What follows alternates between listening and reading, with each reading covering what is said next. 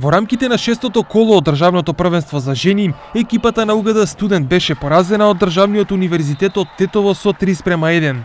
Новиот пораз ја изложува на опасност шестата позиција за УГД Студент, бидејќи сега Бамикор и дише во врат со само бод помалку.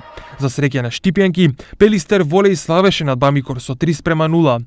Наковски волеј загуби од Планет со 3:1. Со ист резултат заврши средбата меѓу Јанта волеј и Виктори, додека Куманово убедливо доминираше над Македонија Макс со 3:0.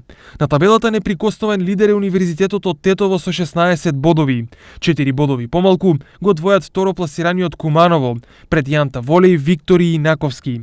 УГД Студент заостанува 2 бода зад Наковски и со само бод предност пред Бамикор. Последните 3 позиции ги држат Планет, Пелистер и Македонија Макс. За тоа каква позиција ќе избори УГД Студент, многу зависи од следното коло.